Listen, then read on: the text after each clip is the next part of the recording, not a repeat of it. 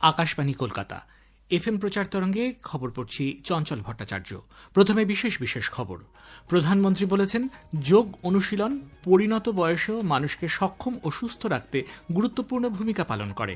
তিনি আজ আন্তর্জাতিক যোগ দিবস উপলক্ষে কলকাতার রেড রোডে মূল অনুষ্ঠানে যোগ অনুশীলনে নেতৃত্ব দেন।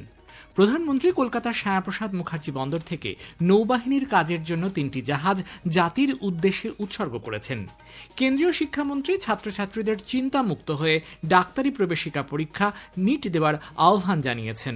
এনটিএ ছাত্রছাত্রীদের পরীক্ষার নির্দেশাবলী যথাযথভাবে মেনে চলার পরামর্শ দিয়েছে।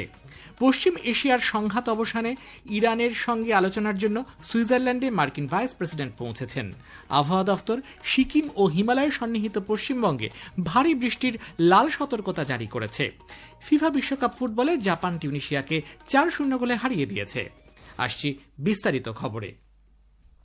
প্রধানমন্ত্রী নরেন্দ্র মোদী বলেছেন, যোগ আমাদের শেখায় কি করতে হবে আর কি করা উচিত নয়। তিনি বলেন, যোগ অনুশীলন বিশ্ব শান্তির পথ প্রদর্শনে গুরুত্বপূর্ণ ভূমিকা পালন করার ক্ষমতা রাখে। এই অনুশীলন কেবলমাত্র ব্যক্তিগত শারীরিক সুস্থতার জন্যই নয়, বরং সার্বিকভাবে উন্নততর ভবিষ্যতের জন্য অত্যন্ত আবশ্যিক। কলকাতার রেড রোডে আজ দ্বাদশ আন্তর্জাতিক যোগ দিবসের অনুষ্ঠানে যোগ দিয়ে প্রধানমন্ত্রী যোগ অনুশীলনের মাহাত্ম্য তুলে ধরে শ্রীরামকৃষ্ণ পরমহংসদেব, বিবেকানন্দ, ঋষি অরবিন্দ, রবীন্দ্রনাথ ও শ্যামাচরণ লাহিড়ির কথা উল্লেখ করেছেন। তিনি বলেন, এইসব মহাপুরুষরা যোগকে আধ্যাত্মিক ও সামূহিক অনুভবের বিষয় বলে মনে করতেন। योग दिवस के अवसर पर आज बंगाल में होना बहुत ही विशेष है। बंगाल की ये पवित्र भूमि, जहां भगवान रामकृष्ण परमहंस जैसे सिद्ध संतों ने अवतार लिया, जहां से निकलकर स्वामी विवेकानंद ने पूरे विश्व को योग से परिचय कराया, जहां महर्षि अरविंद जैसे महान योगी ने जन्म लिया, लाहिड़ी महाशय जैसे महान योगियों ने जहां योग परंपरा को नई ऊंचाइयों तक पहुंचाया, आज उसी धरती पर सामूहिक योग का अनुभव एक अलग आध्यात्मिक अनुभूति दे रहा है। রবীন্দ্রনাথকে উদ্ধৃত করে শ্রী মোদী বলেন, আশেপাশের দুনিয়াকে জানা ও তাঁদের সঙ্গে যুক্ত হওয়া বিশেষ প্রয়োজন। যোগ সেই ভূমিকা পালন করে। আন্তর্জাতিক যোগ দিবসের এবারের মূল ভাবনা, বার্ধক্যে ও সুস্থ জীবনযাপনের জন্য যোগ। এ প্রসঙ্গে প্রধানমন্ত্রী বলেছেন, ধারাবাহিকভাবে সক্ষমতা ও সুস্থতা বজায় রাখতে গেলে যোগ অনুশীলন অত্যন্ত প্রয়োজন। তিনি আরও বলেন, বয়স কখনোই মানুষের স্বতঃস্ফূর্ততার অন্তরায় হতে পারে না। আজকের অনুষ্ঠানে দেশ বিদেশের অসংখ্য মানুষ ভার্চুয়ালি অংশগ্রহণ করেন। সাংস্কৃতিক মন্ত্রক দেশের 100টি গুরুত্বপূর্ণ স্থানে যোগ দিবসের আয়োজন করেছে। 12টি প্রধান স্থানে বড় আকারের অনুষ্ঠান হচ্ছে। এগুলি হল নতুন দিল্লির লালকেল্লা, উত্তরাখণ্ডের হরিদ্বার, ওড়িশার কোনারক, কর্ণাটকের হাম্পি, তামিলনাড়ুর মহাবালিপুরম, মহারাষ্ট্রের মুম্বাই, বিহারের নালন্দা, গুজরাটের আহমেদাবাদ, উত্তরপ্রদেশের সারনাথ, লাদাখের লে, তেলেঙ্গানার হায়দ্রাবাদ ও আসামের শিলচর। রাষ্ট্রীয় আয়ুষ মিশন এবং কাছাড় জেলা প্রশাসনের উদ্যোগে উধারবন্দে ঐতিহাসিক কাছাড় রাজবাড়ী প্রাঙ্গণে শিলচরের মূল অনুষ্ঠানটির আয়োজন করা হয়। ত্রিপুরার আগরতলার হাপানিয়া মেলা প্রাঙ্গণে রাজ্যস্তরের মূল অনুষ্ঠানে যোগ দেন মুখ্যমন্ত্রী অধ্যাপক ডাক্তার মানিক সাহা, ক্রীড়ামন্ত্রী টিঙ্কু রায়। রাজ্যপাল ইন্দ্রসেনা রেড্ডি নাল্লু বিশালগড়ের চড়ি গ্রামে বাজপেয়ী উচ্চ মাধ্যমিক বিদ্যালয়ে আয়োজিত যোগ দিবসের অনুষ্ঠানে অংশ নেন। Indian council for cultural relations এর সঙ্গে সমন্বয় করে বিদেশের 210টিরও বেশি দূতাবাস ও কনসুলেট যোগ দিবসের আয়োজন করে। বাংলাদেশের রাজধানী ঢাকার বসুন্ধরা স্পোর্টস সিটিতে মূল অনুষ্ঠানটির পাশাপাশি সিলেট, রাজশাহী, খুলনা ও চট্টগ্রামে যোগ দিবস উদযাপিত হয়। কলকাতার যোগ দিবসের মূল অনুষ্ঠানে উপস্থিত ছিলেন পশ্চিমবঙ্গের রাজ্যপাল RN রবি, কেন্দ্রীয় আয়ুষমন্ত্রী প্রতাপ রাও যাদব এবং পশ্চিমবঙ্গের মুখ্যমন্ত্রী শুভেন্দু অধিকারী। রাষ্ট্রপতি দ্রৌপদী মুর্মু আজ মধ্যপ্রদেশের জব্বলপুরের গ্যারিসন গ্রাউন্ডে আয়োজিত রাজ্যস্তরের আন্তর্জাতিক যোগ দিবস অনুষ্ঠানে প্রধান অতিথি হিসেবে যোগ দেন। জাতীয় রাজধানী অঞ্চল দিল্লিতে দ্বাদশ আন্তর্জাতিক যোগ দিবস উপলক্ষে বিভিন্ন অনুষ্ঠানের আয়োজন করা হয়। শান্তিপথে কেন্দ্রীয় স্বাস্থ্যমন্ত্রী JP নাড্ডা, নেহরু পার্কে বিদেশমন্ত্রী ডক্টর S জয়শঙ্কর, নেহরু স্টেডিয়ামে ক্রীড়ামন্ত্রী মনসুখ মান্ডভিয়া অংশগ্রহণ করেন। লাদাখের কার্গিলের খ্রি সুলতান চো স্পোর্টস স্টেডিয়ামে দ্বাদশ আন্তর্জাতিক যোগ দিবস উদযাপিত হয়েছে। কেন্দ্রীয় প্রতিরক্ষা মন্ত্রী রাজনাথ সিং আজ মেঘালয়ের আপার শিলংয়ে ইস্টার্ন এয়ার কমান্ড সদর দপ্তরে আয়োজিত আন্তর্জাতিক যোগ দিবস অনুষ্ঠানে অংশ নেন। প্রধানমন্ত্রী নরেন্দ্র মোদী আজ কলকাতায় সম্পূর্ণ দেশীয় প্রযুক্তিতে তৈরি ভারতীয় নৌবাহিনীর তিনটি জাহাজ আইএনএস দুনাগিরি, আইএনএস সংশোধক এবং আইএনএস অগ্রয়কে দেশবাসীর উদ্দেশ্যে উৎসর্গ করেছেন। নৌবাহিনীর ওয়ারশিপ ডিজাইন ব্যুরো নকশা করা এই যুদ্ধজাহাজগুলি নির্মাণ করেছে Garden Reach Shipbuilders and engineers.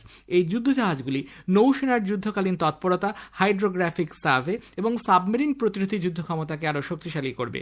অনুষ্ঠানে প্রধানমন্ত্রী বলেন, দেশীয় নকশা ও প্রযুক্তিতে নির্মিত জাহাজগুলি ভারতের আত্মনির্ভরতার প্রতীক। ভারত আজ সমুদ্রপথে তার অবস্থানকে আরও শক্তিশালী করে তুলেছে। সাগরমালা কর্মসূচির আওতায় এই উদ্দেশ্যে দেশের বিভিন্ন বন্দরে আধুনিকীকরণের কাজ চলছে। নদীপথে পরিবহনকেও শক্তিশালী করে তোলা হচ্ছে। মাল্টি মডেল লজিস্টিক ব্যবস্থাপনার বিস্তার ঘটানো হচ্ছে। भारत आज अपने पूरे मैरीटाइम इकोसिस्टम को सशक्त बना रहा है। इसलिए आज भारत अपने बंदरगाहों का आधुनिकीकरण कर रहा है, नई क्षमता तैयार कर रहा है, नई कनेक्टिविटी बना रहा है, नदी जलमार्गों का विस्तार कर रहा है, मल्टी मॉडल लॉजिस्टिक नेटवर्क विकसित कर रहा है। सागरमाला जैसे अभियान इसी व्यापक सोच का हिस्सा है। এ খবর প্রচারিত হচ্ছে আকাশবাণী কলকাতার এফএম প্রচার তরঙ্গে। আমাদের সংবাদ শোনা যাবে ইউটিউব চ্যানেল আকাশবাণী সংবাদ বাংলা, ফেসবুক ও ইনস্টাগ্রাম আকাশবাণী সংবাদ কলকাতা এবং এক্স হ্যান্ডেল এআইআর নিউজ কলকাতাতে। স্নাতক স্তরে মেডিকেল ভর্তির অভিন্ন প্রবেশিকা পরীক্ষা নিট ইউজি 2026 আজ ফের গ্রহণ করা হবে। ন্যাশনাল টেস্টিং এজেন্সি পরীক্ষার্থীদের জন্য বেশ কিছু নির্দেশিকা জারি করেছে। সামাজিক মাধ্যমে এক বার্তায় এনটিএ বলেছে, পরীক্ষা কেন্দ্রে 1:30 পর্যন্ত ঢোকা যাবে। ছাত্রছাত্রীদের অ্যাডমিট কার্ড এবং বৈধ সচিত্র পরিচয়পত্র নিয়ে ঢুকতে হবে। 3রা মে যে পরীক্ষা নেওয়া হয়েছিল তার অ্যাডমিট কার্ড আজকের পরীক্ষার জন্য বৈধ নয়। পরীক্ষা শুরু হবে দুপুর 2টায়, চলবে 5:15 পর্যন্ত। দেশের 551টি শহর ছাড়াও বিদেশের 14টি শহরে প্রায় 22,79,000-এর বেশি পরীক্ষার্থী এই পরীক্ষায় অংশগ্রহণ করবেন। ইংরেজি ছাড়াও আরও 12টি ভারতীয় ভাষায় এই পরীক্ষা দেওয়া যাবে। কেন্দ্রীয় শিক্ষামন্ত্রী ধর্মেন্দ্র প্রধান ছাত্রছাত্রীদের চিন্তামুক্ত হয়ে পরীক্ষা দেওয়ার আহ্বান জানিয়েছেন। তিনি পরীক্ষার্থীদের শুভেচ্ছা জানিয়ে বলেন, সুষ্ঠুভাবে পরীক্ষা নেওয়ার জন্য সব ধরনের প্রয়োজনীয় ব্যবস্থা গ্রহণ করা হয়েছে। नीट आज पुनः परीक्षा होने जा रहा है। मेरा पूरा भरोसा है एनटीए के ऊपर, भारत की सभी राज्य सरकारों के ऊपर, जिला प्रशासन के ऊपर, भारत की शिक्षा जगत के ऊपर, विशेष करके भारत की विद्यार्थियों के ऊपर।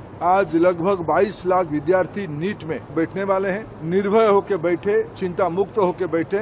आप निश्चित रूप में अच्छा करोगे। विद्यार्थियों को मेरा ये अनेक अनेक शुभेच्छा है। মার্কিন যুক্তরাষ্ট্রের ভাইস প্রেসিডেন্ট জেডি ভ্যান্স সুইজারল্যান্ডে পৌঁছেছেন। এর আগে তিনি বলেছিলেন, মার্কিন যুক্তরাষ্ট্র ইরানের সঙ্গে আলোচনার পরিবেশ তৈরি করবে এবং পারমাণবিক অস্ত্র তৈরির ক্ষেত্রে বিধিনিষেধের আলোচনা সঠিক পথে এগোবে। অন্যদিকে তেহরান জানিয়েছে, লেবাননের পরিস্থিতি সুরাহা না হলে কোনো আলোচনায় এগোবে না। উল্লেখ্য, গত শুক্রবার আলোচনা শুরু হওয়ার কথা থাকলেও লেবাননের সংঘাত বেড়ে যাওয়ায় ইরানের তরফে তাতে অংশ নেওয়ার পরিকল্পনা বাতিল করা হয়। ফ্রান্সে তীব্র দাবদাহের পরিস্থিতির মধ্যে প্রায় এক তৃতীয়াংশ অঞ্চলে রেড অ্যালার্ট জারি করা হয়েছে। কোনো কোনো এলাকায় তাপমাত্রা 40 ডিগ্রি সেলসিয়াসে পৌঁছেছে বলে জানা গেছে। আবহাওয়া দফতর আজ হিমালয় সন্নিহিত পশ্চিমবঙ্গ, সিকিম এবং আসাম ও মেঘালয়ের কিছু অঞ্চলে অতি ভারী বৃষ্টির পূর্বাভাস দিয়েছে। সিকিম ও হিমালয় সন্নিহিত পশ্চিমবঙ্গে লাল সতর্কতা জারি করা হয়েছে। 26 জুন পর্যন্ত উত্তর পূর্বাঞ্চলের বিভিন্ন রাজ্যে মাঝারি বৃষ্টি হতে পারে। বিহার, ওড়িশা, তামিলনাড়ু, পুডুচেরি, করাইকাল, কেরালা, মাহে, উপকূলবর্তী কর্ণাটক এবং অন্ধ্রপ্রদেশের রায়ালসীমা অঞ্চলে ভারী বৃষ্টিপাতের পূর্বাভাস দেওয়া হয়েছে। অন্যদিকে পূর্ব উত্তরপ্রদেশ, বিহার, তেলেঙ্গানা এবং মহারাষ্ট্রের বিদর্ভ অঞ্চলে আগামী 3 থেকে 4 দিন তাপপ্রবাহের সতর্ক বার্তা দেওয়া হয়েছে। আর এবার বিশ্বকাপ ফুটবলের খবর। গ্রুপ এফ এর ম্যাচে আজ জাপান তিউনেশিয়াকে 4-0 গোলে হারিয়ে দিয়েছে। গুয়াদালুপে স্টেডিয়ামে 4 মিনিটে গোল করে জাপানকে এগিয়ে দেয় দাইচি কামাদা। এরপর 31 ও 83 মিনিটে জোড়া গোল করেন আয়াসে উয়েদা। গতরাতে গ্রুপ ইর অন্য ম্যাচে টরন্টো স্টেডিয়ামে জার্মানি আইভরি কোস্টকে 2-1 গোলে হারিয়ে দিয়েছে। গ্রুপ এফ এর ম্যাচে নেদারল্যান্ড সুইজারল্যান্ডকে 5-1 গোলে হারিয়ে দিয়েছে। আজ বিশ্বকাপের গ্রুপ এইচ এর খেলায় স্পেন সৌদি আরবের মুখোমুখি হবে। শেষে বিশেষ খবর আরও একবার। প্রধানমন্ত্রী বলেছেন, যোগ অনুশীলন পরিণত বয়সেও মানুষকে সক্ষম ও সুস্থ রাখতে গুরুত্বপূর্ণ ভূমিকা পালন করে।